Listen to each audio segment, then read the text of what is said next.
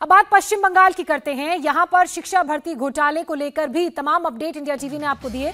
पश्चिम बंगाल में शिक्षा भर्ती घोटाले में ईडी की कार्रवाई लगातार तेज होती जा रही है।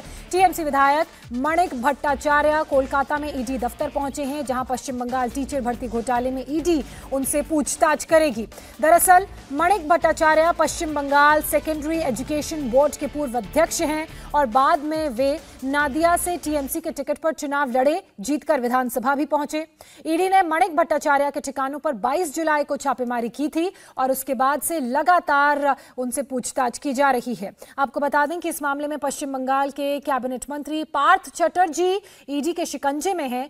पार्थ 3 अगस्त तक ईडी की रिमांड में हैं और कल ईडी ने उनसे पूछताछ भी की थी। वहीं पार्थ चटर्जी की करीबी अर्पिता मुखर्जी भी ईडी की गिरफ्त में है।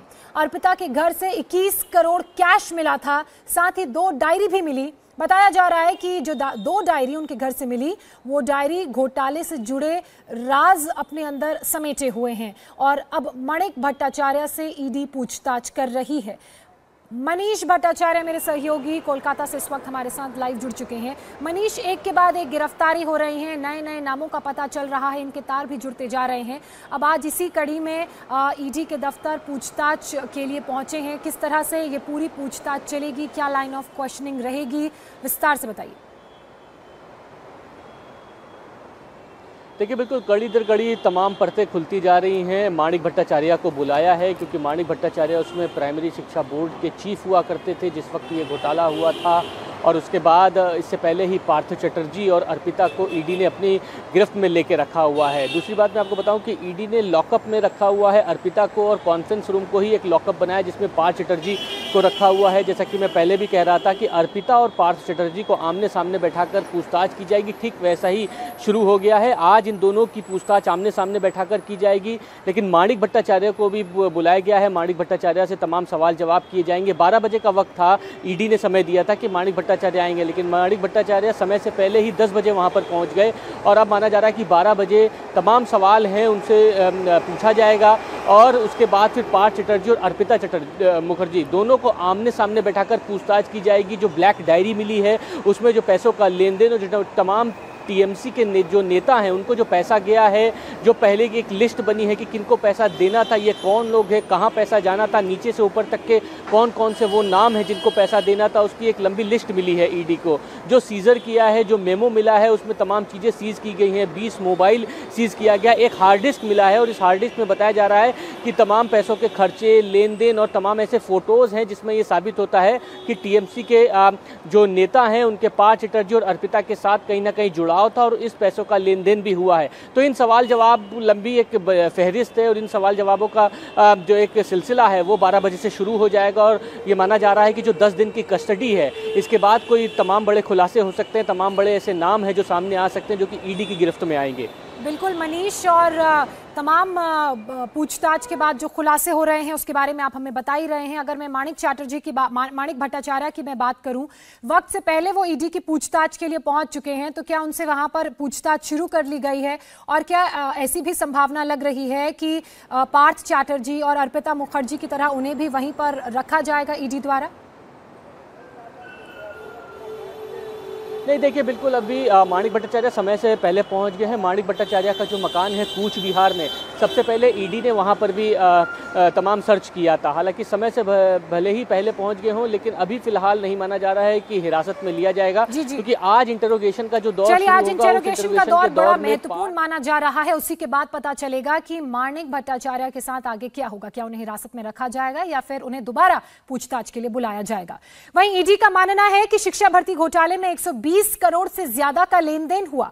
दरअसल छापेमारी के दौरान ईडी को पार्थ चटर्जी की करीबी अर्पिता मुखर्जी के घर से 2 डायरी मिली हैं, एक लाल और एक काले रंग की। बताया जा रहा है कि इन्हीं दोनों डायरी में घोटालों के कई राज छिपे हैं, जिसमें पैसों की लेन देन से लेकर नेताओं के नाम और कोड भी दर्ज हैं। जो 2 डायरी मिली हैं उनमें से एक डायरी काले रंग की है, जबकि दूसरी जो छोटी डायरी मिली है वो लाल रंग की है। काली रंग की डायरी 40 पन्नों की है, तो वहीं लाल रंग की जो डायरी है उसके 13 पेजों में पूरी जानकारियां सिमटी हुई हैं। काली डायरी में काली कमाई का हिसाब किताब है, जबकि लाल डायरी में नेताओं के नाम का सीक्रेट कोड है। काली डायरी की अगर बात की जाए तो जिसमें कैंडिडेट के नाम लिखे हुए हैं, उनकी जानकारियां हैं, तो वहीं रेड डायरी में किस नेता का कितना कोटा है, क्या कोड है, उसका भी जिक्र है। ब्लैक डायरी में इस बात का जिक्र है कि कितने पैसे एडवांस में लिए गए, तो वहीं लाल डायरी में इस बात का उल्लेख किया गया है कि कैसे एजेंट से कितना पैसा मिला है और किस एजेंट से यह पैसा मिला है। इसके अलावा जो ब्लैक डायरी है उसमें बकाया राशि के बारे में जानकारी है, तो वहीं लाल डायरी में इस बात का जिक्र है कि किसे किसे पैसे देने हैं। अब आइए आपको बताते हैं कि अर्पिता के घर से जो लाल डायरी मिली है उसमें और क्या क्या लिखा था। लाल डायरी में जिलेवार कोटे का जिक्र है, यानी किस जिले में कितने कैंडिडेट को कितना पैसा देना है। साथ ही नेताओं के सीक्रेट नाम यानी कि उनके सीक्रेट कोड का भी जिक्र है। नगद लेन देन का भी लेखा जोखा उस डायरी में है। इसके अलावा किसे लिफाफे में पैसे कितने दिए, इसका भी जिक्र लाल डायरी में है। साथ ही नेताओं के नाम का सीक्रेट कोड और जिलेवार एजेंट्स के नाम भी इस डायरी में मेंशन्ड हैं। इतना ही नहीं, सूत्रों को यह भी पता चला है और उन्होंने बताया कि डायरी में इस बात का जिक्र है कि छापेमारी से 1 महीने पहले पैसा आया था। साथ ही यह भी लिखा गया है कि पैसे कहां कहां बटेंगे। तो ये लाल डायरी में जो भी डिटेल्स है उसके बारे में हमने आपको बताया। बताते हैं कि जो काली डायरी मिली है अर्पिता के घर से उसमें क्या क्या डिटेल है। तो ग्राफिक्स के जरिए हम आपको समझा रहे हैं।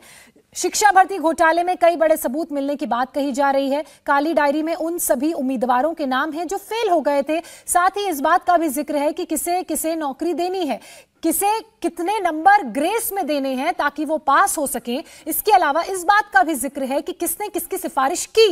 इतना ही नहीं, काली डायरी में इस बात का भी जिक्र है कि किसने कितनी रिश्वत दी है और किसके पास रिश्वत की कितनी किश्तें बाकी हैं। पार्थ चैटर्जी की करीबी अर्पिता मुखर्जी की मां कोलकाता के बेलगुड़िया में अकेले रहती हैं। उनकी मां के घर से देखिए मेरे सहयोगी मनीष भट्टाचार्य की ये रिपोर्ट। कोलकाता के बेलगुड़िया का ये घर अर्पिता बनर्जी का है। अर्पिता यहीं रहती। इनकी अर्पिता बनर्जी की मां अभी भी फिलहाल इस घर में मौजूद हैं। पार्थ चैटर्जी अक्सर यहाँ पर आते भी थे। कुछ दिन पहले इस घर में एक अनुष्ठान हुआ था जिसमें पार्थ चैटर्जी आए थे और अर्पिता का पूरा परिवार यहाँ पर था। फिलहाल अर्पिता की जो माँ हैं वो अभी भी इस घर में मौजूद है। हालांकि बुजुर्ग महिला हैं, बहुत ज़्यादा किसी से बातचीत करने को तैयार नहीं है, लेकिन ये जो पूरा घर है आप देखिए, ये काफ़ी पुराना घर है। और बताते हैं कि अर्पिता का बचपन इसी घर में बीता है और बचपन से ही वो इसी बेलगुड़िया के इसी मकान में रही हैं। और उसके बाद फिर जब वो फैशन डिज़ाइनिंग का अर्पिता ने कोर्स शुरू किया और उसके बाद जो बड़े बड़े तमाम रसूखदार लोगों से संपर्क हुए, उसके बाद अर्पिता यहाँ से कोलकाता के दूसरे इलाकों में यानी डायमंड सिटी फ्लैट में चली गई। कुल मिलाकर अर्पिता का ये मकान है और उसकी माँ यहाँ पर रहती हैं। और पार्थ चैटर्जी बेलगुड़िया के इस घर में आते जाते रहते थे। शुरुआती दौर में जब पार्थ चैटर्जी आते थे अर्पिता से मिलने तो इसी मकान में आते थे। उसके बाद में अर्पिता चैटर्जी के लिए एक अलग फ्लैट लिया गया जहां पर पार्थ और अर्पिता की मुलाकात होती थी। सुजीत दास के साथ Manish Bhattacharya, India TV, Belgharia, Kolkata. India TV हर वक्त हर जगह डाउनलोड करने के लिए सर्च करें India TV news Google Play Store या ऐप स्टोर पर।